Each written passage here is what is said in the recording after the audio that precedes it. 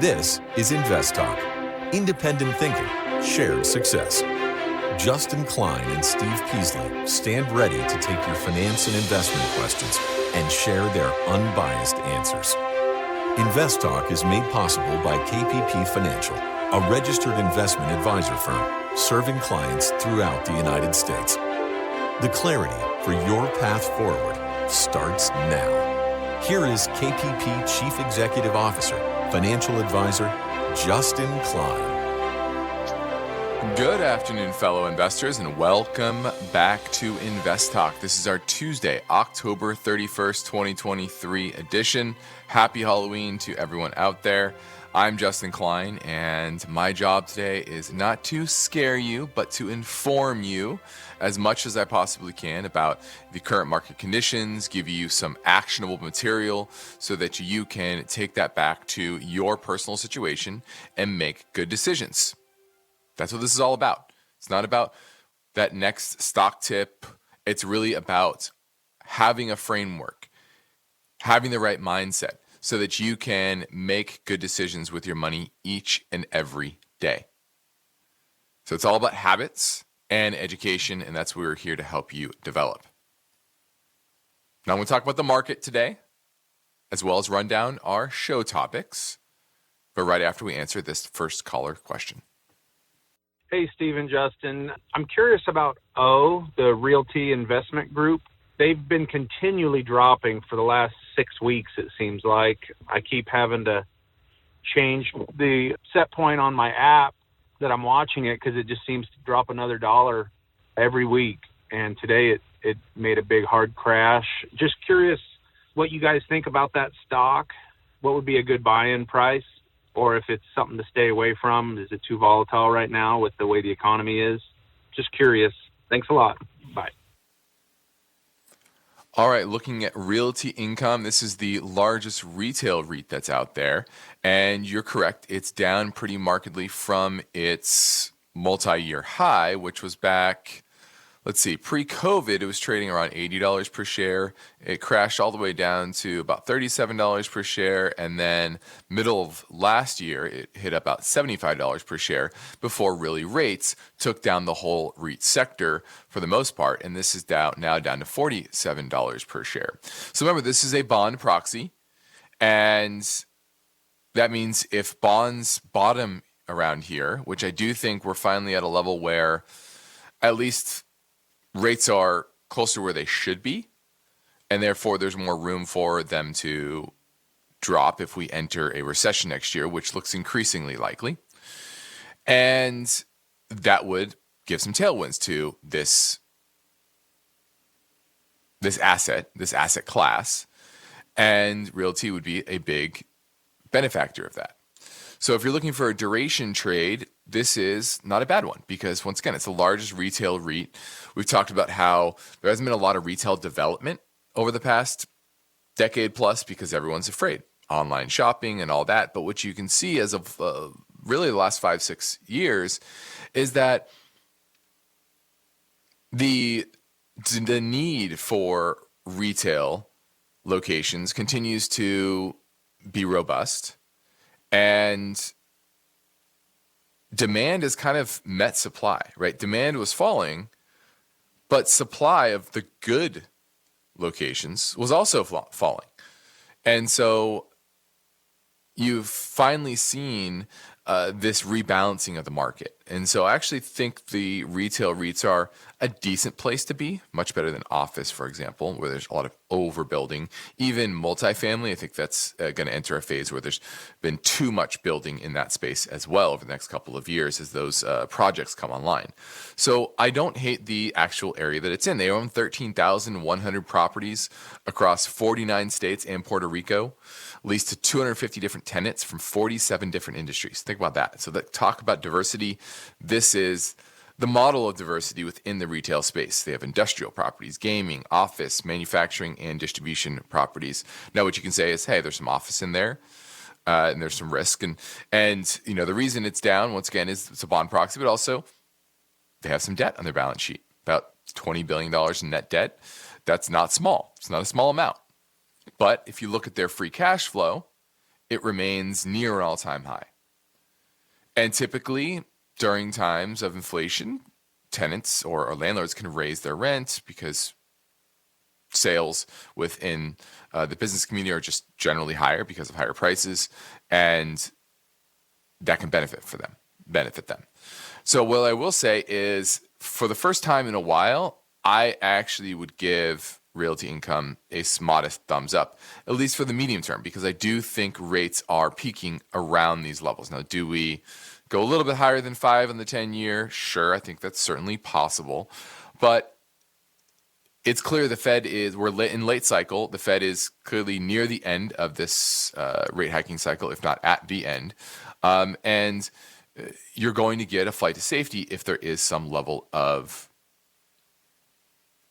recession next year, right? So I like the name. I like the slice of the REIT sector, but you have to be willing to take on that duration risk, which right now I think is good, but long term may not be something you want to hold for, multi years, maybe 2-3 years at most. All right, let's go to Richard in Walnut Creek. He's talking about a bear market. Hi, Justin. Thanks for taking my call. I was wondering, it's a simple question, hopefully. I was wondering if the bear market is over yet or not. I don't hear about it in the news, and my definition that I know of, that we were in since early 2022. Well, once you go, that was a bear market, right? It was over 20% correction in the S&P, but then we rallied 20%, more than 20% from there, and then that enters what we call a bull market, right? Now, a lot of these terms are nebulous. Why does it have to be 20%? Why isn't it 18%? Why isn't it 15%? Why isn't it 25%? That's just kind of the industry vernacular. So that bear market was over. We are now in a bull market, and we've had a 10% correction within the recent bull market. So that's where we are today. Now, can this 10% correction turn into a bear market going into next year, potentially recession? Sure, absolutely possible. But you could also, I could easily see with the way sentiment is right now, positioning, and a Fed that may turn dovish soon, that could spark a short covering rally, people piling into to equities once again, and maybe hitting new highs early next year. I think that's certainly possible as well. So that's kind of where we're at. We're not in a bear market. We're in the midst of a correction within a bull market, at least a modest bull market, not a raging one, that's for sure. Got it. So the bear market ends when the S&P 500 goes back up 20%. It doesn't have to go back to where it was before the bear market. Exactly. Yep. Technically, that's how it works. Yeah. And I urge people not to get too caught up in this because, once again, why is 10% a correction? And why is, it's really about, to me, a reset in valuations or a reset in sentiment. Now, last year was a reset in valuations, especially in the growth side of the market, the tech side of the market. That was the big correction, reset in valuations, and obviously sentiment. Sentiment was pretty bad late last year. Now you've gone the other way, right? You overshoot the other way. And in the middle of summer, there was drastically overvaluations once again within the growth side of the market, and that's starting to correct itself once again. You're seeing sentiment get to similar levels that you saw last fall right now, and which often marks near-term bottoms, and then you just need a catalyst for short covering rallies, reallocation equities, etc. And I think we're decently set up for something like that. But that's the way I think about these things, because 10%, 20%, 15%, what makes that so special?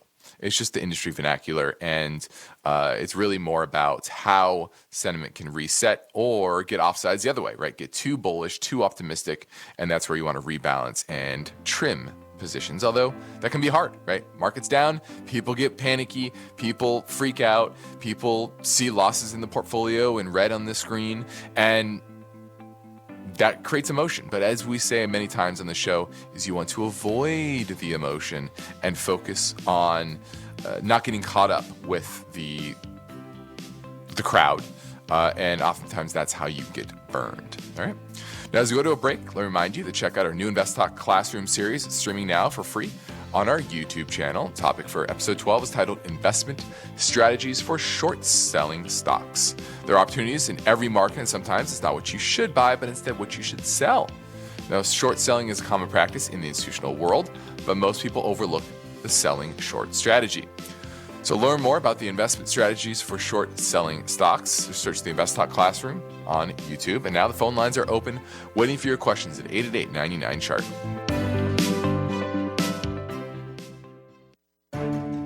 Get ready for the next InvestTalk Wealth Webinar. Profit amidst chaos. Strategic investing in a recession. The Wealth Webinar will be presented online and free of charge, but you have to register in advance to reserve your spot.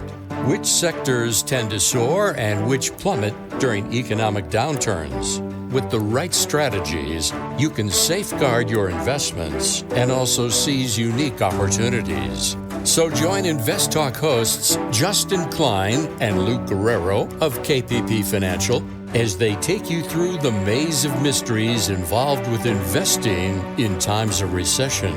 Tell your friends about the next InvestTalk Wealth Webinar. It's happening live, online, and free Thursday, November 9th from 1 to 2 p.m. Pacific Time. Go to investtalk.com and register now.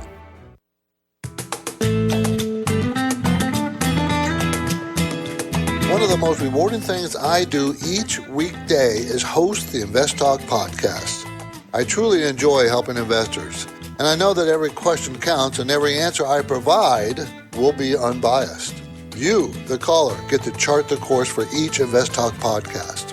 Call with your questions anytime, day or night, 888-99-CHART.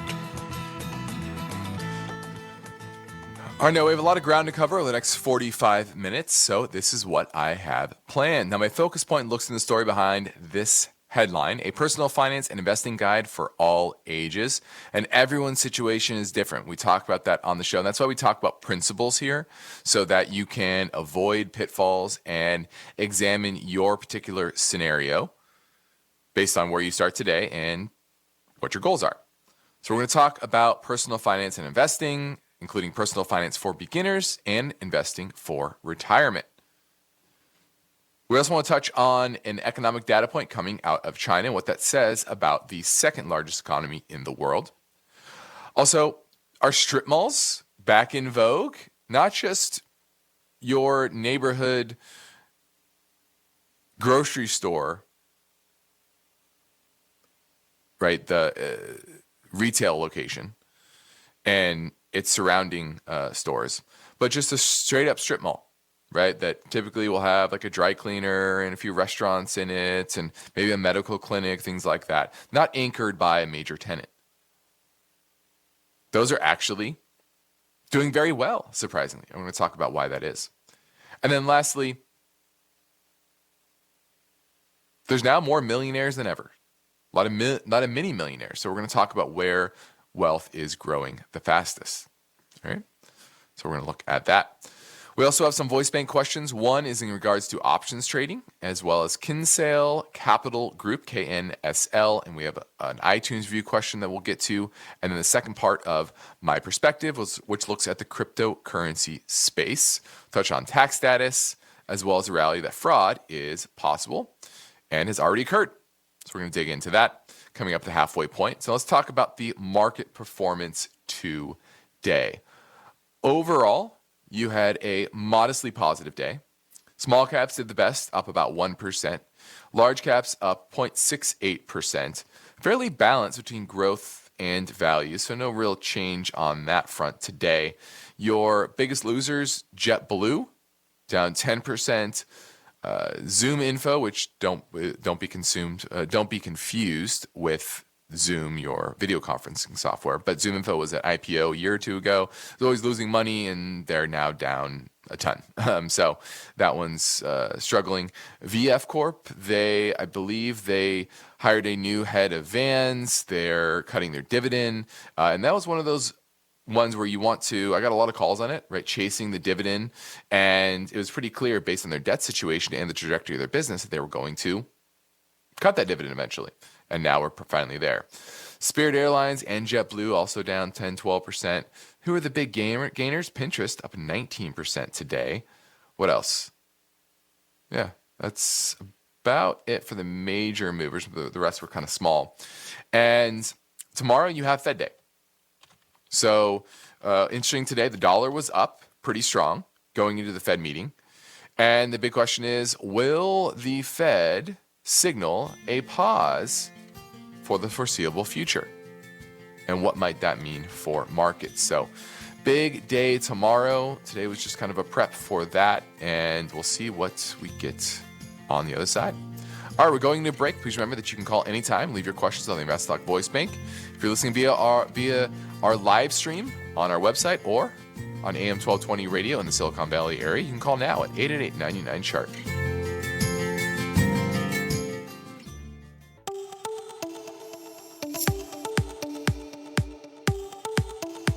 Justin Klein is here and ready to take your calls live. InvestTalk, 888-99-CHART.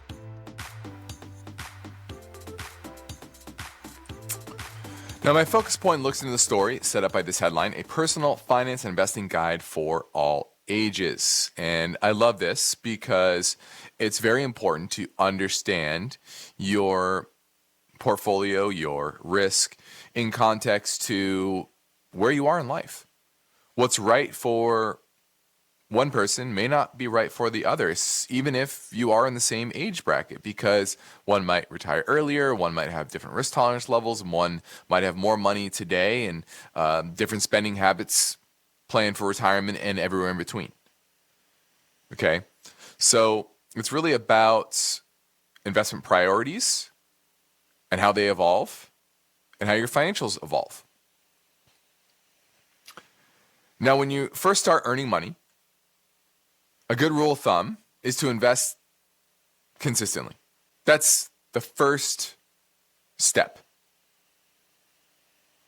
It's creating that habit of consistently putting money away as early as possible. And really, the investment should be in your education, your skills, so that you can earn more money as time goes on, so that you can save more money and thus invest more money. So a lot of people, especially in their 20s, it's more interesting to go and try to make it rich in the stock market. Maybe that's using options, maybe that's buying the latest hot stock, whatever it is. But frankly, that's not how you get ahead. The first step, a lot of people skip it, is that consistent saving mechanism. That's why 401ks are basically the main tool most people use to save for retirement, because it's automatic savings. So you have to kickstart that. And you should probably choose a Roth IRA or Roth 401k, especially because you're young and you're probably not making that much money. And so when it comes to your portfolio and your strategy, you don't know a lot. So you should probably keep it simple. Okay. Now, when you start hitting your middle years, your earnings are probably pretty good, right? Think of ages maybe mid 30s into late 40s. This is kind of the core of your earning years. Obviously, you can earn a good amount before that, good amount after, but for most people, this is kind of where things kind of accelerate. You figured out what you're good at, you know how to get paid for it well, and you build your career, either your business or within another corporation. Now, the challenge with that, though, is that you have to juggle multiple things. You might have kids, you might have aging parents, you have to save for college for those kids, you need time out to maybe take care of the parents, spend some time with them. So it's all pretty difficult. But you have some runway for retirement, so you still can take a decent amount of risk. And you probably should still keep developing those skills, because you still have a long period where those extra work skills, educational skills, can pay off. Now, the biggest battle for most people in that age bracket, combating lifestyle creep, right? You're making pretty good money. You have friends that want to go do fun things. They're probably earning pretty good money. And the classic want to keep up with the Joneses. So focus on stepping up that savings amount, and that will help you combat that lifestyle creep, because you'll realize you don't really have the capacity if you are wanting to continue to save. So you probably should open up additional retirement accounts than just your 401k, right? IRAs, brokerage account, etc. I mean, you should reduce your risk in your portfolio a bit, but still stay relatively aggressive. And that's when you start actually thinking about working with a financial advisor, right? Developing a financial plan, seeing if your retirement or your investment allocation fits your goals and the current market environment, okay? Now, pre-retirees, you're still working, but you now have different time horizons for your assets. So it adds complexity. And this can be difficult because you have a limited number of earning years left, and you want to safeguard your assets to ensure you have enough to retire. But you need to do things like start thinking about Social Security strategy. When do you take it? How much are you going to get? Should you wait till full retirement age? Probably. Should you wait till 70? Well, if you have a good number of assets, you probably should as well. Then assess the adequacy of your portfolio once again. Reduce risk a little bit more. When you're adding more positions to your savings, you should probably think of safer securities.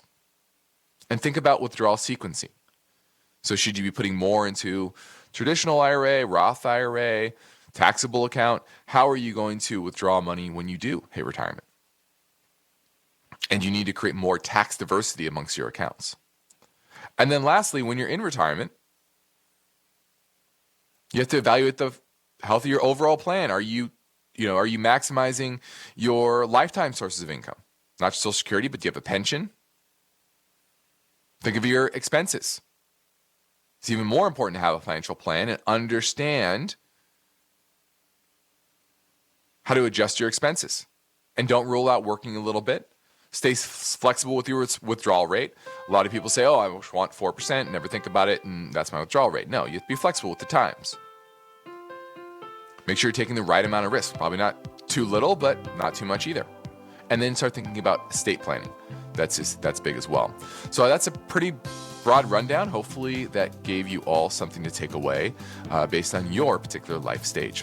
All right, on the next Invest Talk, we look into the story behind this question: is the banking sector uninvestable? We'll look at that tomorrow, but give me a call at 888-99-CHART.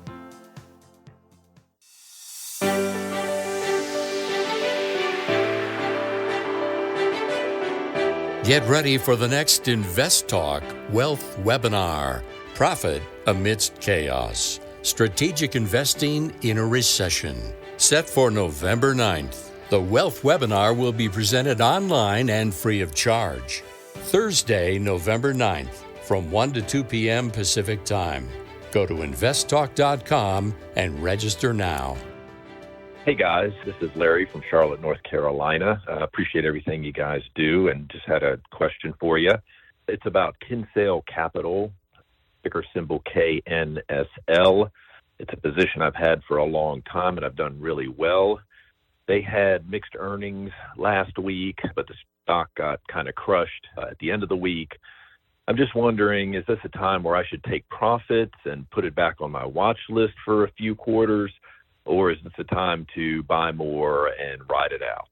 Appreciate any insights you guys have. Again, thank you so much for everything you do. Bye. All right. So this is Kinsale Capital Group. This is a PNC, property and casualty insurer, covering 50 states and Washington, D.C. And this has been on a consistent growth trajectory. If you look at the chart, it's up and to the right. It's done very well. 2017, it was trading in the 30s. Now it's at $333 per share. So it is a huge winner. Earnings in 2016 were $1.24. This year, they're supposed to be $11.93. And analysts are upgrading earnings expectations for this year and next year of $14.51. But here's my issue. They missed on their sales estimates by, how much was it? 314 million? Sorry. It was 314 million, missed by about 8 million. But the market punished it in a big way. It peaked recently right around $453 per share. Now it's at $333. That is a big, big move. And on volume. And history tells me when you have something this overbought, which it was in the weekly chart, and you have this massive reversal on volume, it tells me it wants to continue to go lower. Now, I will say there's major support right around 285, 290. So I think there's a ways for this to go. And I'd look for it to find support there. If it can, then I'd say buy more. But I probably wouldn't buy more until then, because this was clearly priced for perfection. It's a secular grower, very good business, simple business, not an exciting business. But if you look, probably this is one of the best performing names in the markets over the past 6-7 years. Good balance sheet, but it is, once again, expensive. Price sales at 7 times. That's what worries me here, is when you have this long trajectory of growth and then the market suddenly breaks that trend of expectations, it will re-rate back to reasonable valuations. Is 285, 290 reasonable? I would argue still no. So I wouldn't jump in with 2 feet there. I would want to see kind of another quarter. Is this a flash in the pan, or is this a consistent issue with the business that is emerging? And I would have to reassess it then. But technical support right around 285 to 290. But even valuation wise, I don't love it at those levels. All right, now my perspective today looks again at cryptocurrency. And yesterday we talked about the origins of cryptocurrency. So today we're going to touch on the tax status, the reality that fraud is possible, always has occurred, and we're going to dig into the blockchain technology. Now, most cryptocurrencies are designed to gradually decrease the production of the currency by placing a cap on the total amount of that currency that will ever be in circulation. For example, Bitcoin has a halving cycle. It halves every about 4 years, roughly. It halved back in May of 2020. It's supposed to have another halving in April of next year. And the final halving will be in 2140, when the maximum amount of Bitcoin will be at 21 million. So that's the way Bitcoin is developed. Now, not all cryptocurrencies have that cap, but many of them do. Now, blockchain, it's all built on blockchain pretty much, which is just an open distributed ledger. Just a spreadsheet with cryptography layered on top of it. That's pretty much what it is. But there can be applications for that. And we've seen some modest applications, but obviously not widespread. And Bitcoin remains kind of the main one, right? Its market cap of the total crypto space continues to be dominant. And I think mainly because there's not anyone behind Bitcoin that's making a bunch of promises. It's pretty simple and straightforward.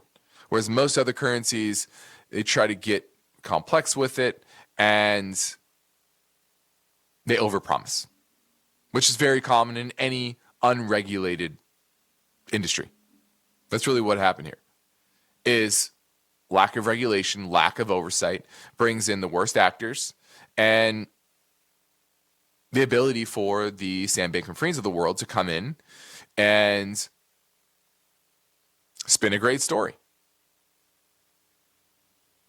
Spin that they're some magical genius. When in reality, there's nothing new in this under the sun. As I talked yesterday, cryptocurrency's been around a while. And people are always finding ways to kind of usurp the current dominant currency standard.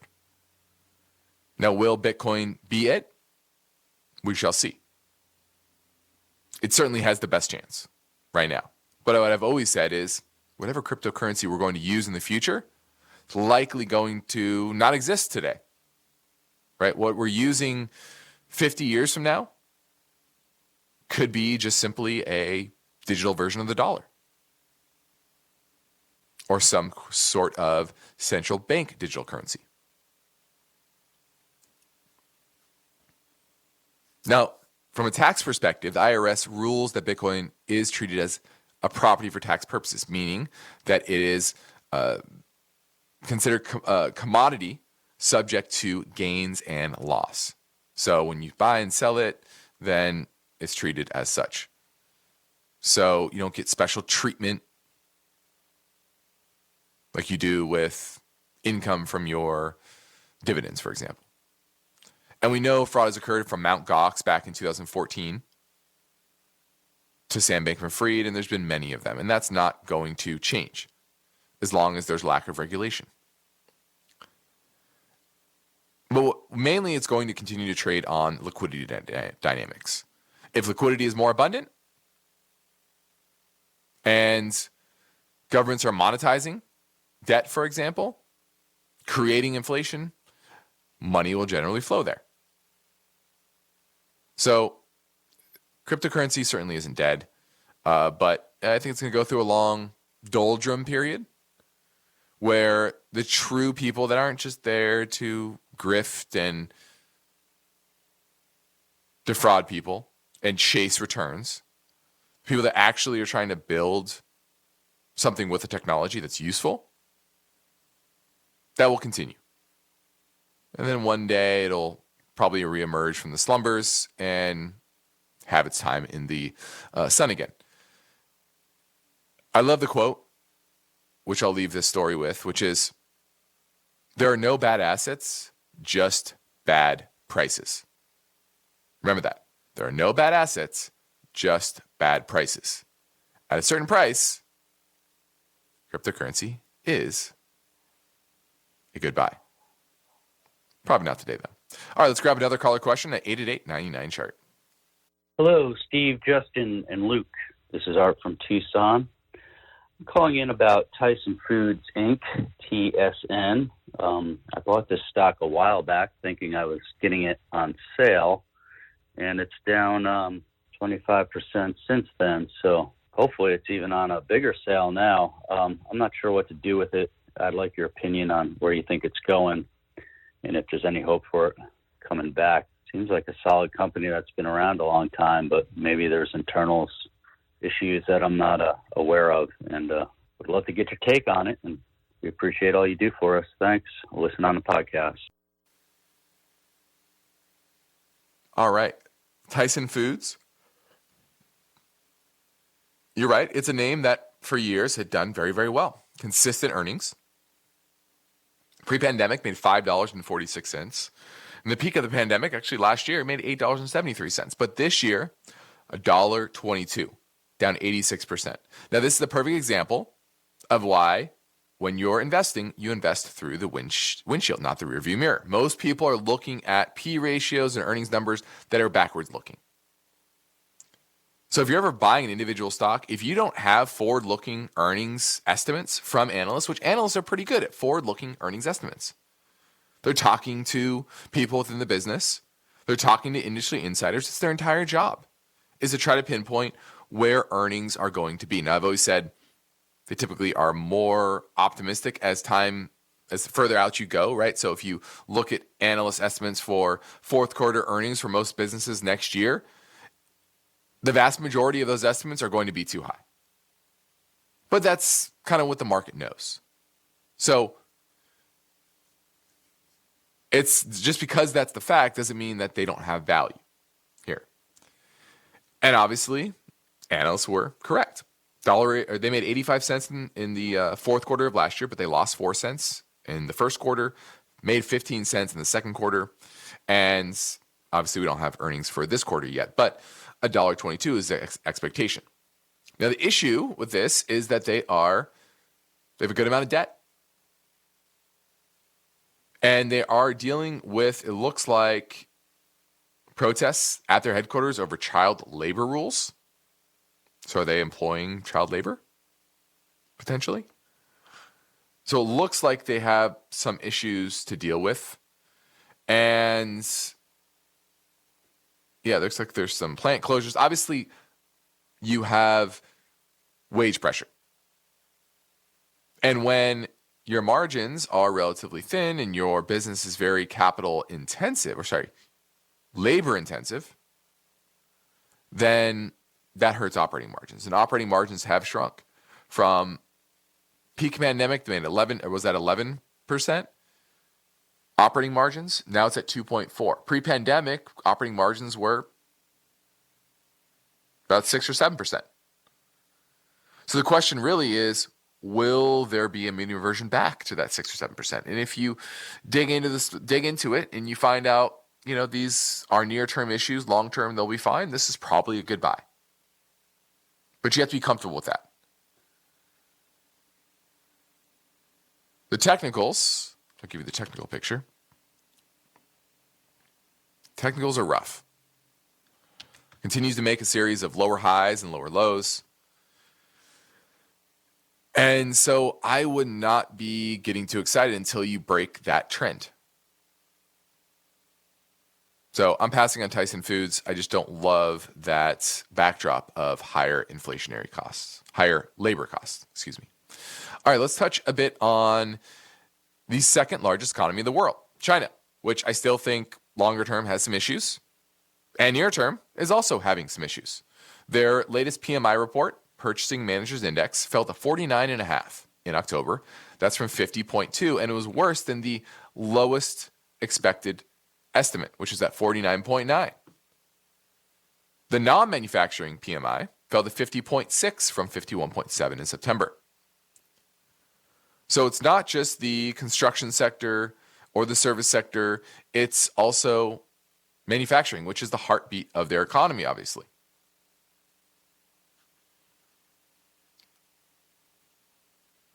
So the big question is,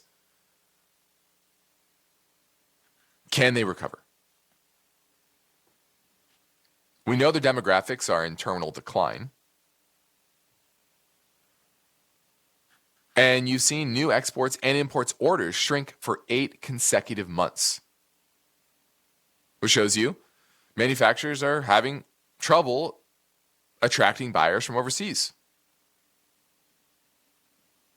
That's what we're talking about. Friendshoring, reshoring. Companies are not investing in China at nearly the pace that they were before. Foreign direct investment into China is in a near free fall.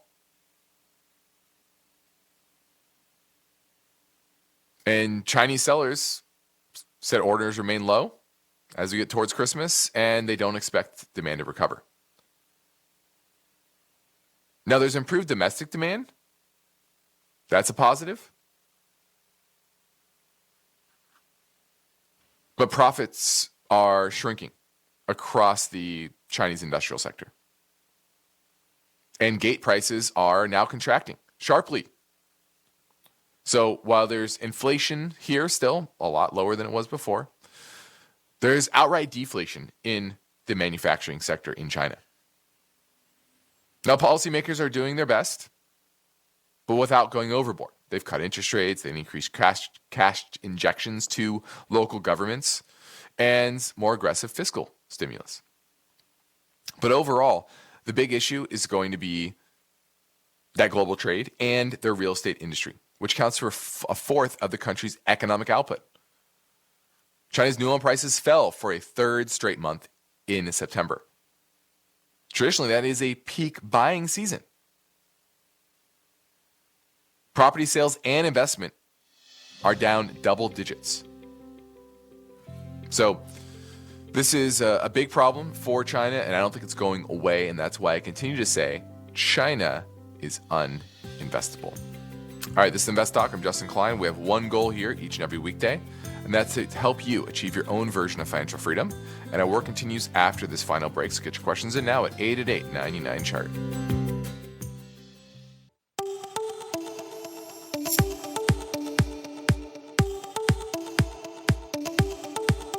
This is InvestTalk. For serious investors, it's all about achieving financial freedom. That's why the unbiased guidance offered by Steve and Justin is so valuable. The InvestTalk Anytime listener lines are open now, and Steve and Justin welcome your questions. Call 888-99-CHART. Hi, Duncan from New York. Thank you for all that you do. I have two questions. Hopefully you can answer in time, but I'm looking into stock ticker ASC, Ardmore Shipping Corp. My thesis for buying this in the first place was when the Ukraine-Russia war happened, that, in terms of inflation and just getting goods together, someone mentioned this on the show, and I thought this would actually be a good pick. I've had this for over a year. Right now I'm at a 10% loss, and it's coming into the end of the year, so I was trying to do some, whatever you call it, try to save up some cash and tax purposes. So I was thinking about selling it, but wondering if I should sell it into strength if there's a Santa Claus rally. So looking forward to the answer, and have a great day. Bye. All right, looking at Ardmore Shipping Corp. You're looking to do some potential tax loss selling. And this is a small cap name, about $550 million market cap. And a little bit of debt, but historically this is a business that does not do very well. And they finance themselves mainly through share issuance. 2013, they had 18 million shares outstanding. Now they have 41 million shares outstanding. And if you look historically at their free cash flow, it almost is negative every year. Now, it was slightly positive during the pandemic, and then it went negative again in early 2022, and now it's strongly positive again since the war, right? And that's what's caused the stock to rally from the mid threes before the war. Now we're at $13.29 per share, 5.7% dividend, and what I see though is business is shrinking once again. For the June, September, December, and March quarters, call it, the second, third, fourth quarter of last year and the first quarter of this year, revenues exploded. 127% in the second quarter, 202% in the third quarter, 153% in the fourth quarter, and 87% in the first quarter of this year. But second quarter, revenues fell 14%. So now it's still at a high level, 91 million compared to pre-war. It was only at, say, 52 million in the fourth quarter of 2021. So you're still up nicely. And profits are retrenching a little bit, but still $2.80 a share. Now, the question would be, do you want to hold a name that historically has poor profitability and your entire thesis is on the ebbs and flows of the war? Now, I do think the war is going to continue to drag on, unfortunately. And you're going to have periods and news events that drive probably the stock higher. But you're also going to get retrenchments in the price of oil, in the flow of oil around the world that are going to be negative for this stock as well. So I don't like the kind of wishy-washy thesis here. And I rather own names that can benefit from that war, but also historically have good profitability. That's what I rather own. So I would probably take your small loss on this for tax purposes and move to something else that has better longer-term prospects of profitability. All right, lastly, let's get into strip malls. And what's interesting is there's going to be a new IPO. Not a lot of IPOs lately, but there is one. It's going to be called Site Centers, and they own 61 strip malls. And these are not the strip malls that you think of that have a big grocery store. And that's kind of the new fad. These strip malls that, once again, just have restaurants and your local dry cleaner and maybe a small medical clinic, etc. And they're doing very, very well. And the main reason is because instead of people dropping their kids off at school and going straight to work, a lot of times they are stopping for a coffee or running some errands before they actually get back home where they're typically working a hybrid work environment. And so there's a lot more foot traffic in these centers. In fact, there's an 18% increase last year in strip mall activity compared to pre-pandemic levels. That's according to Retail Stat, which analyzed 2,500 different centers. So this is a small niche part of the REIT sector that has continued to hold up very, very well. And that's what I would say. When you're looking at REITs, it's very important to understand the level of the type of assets that they own. Some are going to do very well in this new world, and some are going to do very poorly. And it's extremely important to do your research and figure out which one it is. In fact, in the third quarter, there was a 17% increase in the average asking rents for these type of retail centers compared to 2019. Pretty interesting. All right, I'm Justin Klein. This completes another InvestTalk program. Steve and I thank you for listening, and we encourage you to tell your friends and family about our free podcast downloads, which you can find anytime at iTunes, Spotify, or Google Play. And be sure to rate and review on iTunes as well. We've now achieved over 56.5 million downloads since it all began, and we thank you for your loyalty. Independent thinking, shared success. This is InvestTalk. Good night. InvestTalk is a trademark of KPP Financial. Because of the nature of the interactive dialogue inherent in the format of this program, it's important for the listener to understand that not all comments made will apply to them. Specifically, nothing said shall be taken to be investment advice, or shall statements on this program be considered an offer to buy or sell security. Because such advice is rendered solely on an individual basis and at times will require that the investor review a prospectus before investing. InvestTalk is a copyrighted program of Klein, Pavlis, and Peasley Financial, a registered investment advisor firm which retains all rights. For more information regarding KPP's investment advisors, call 1-800-557-5461.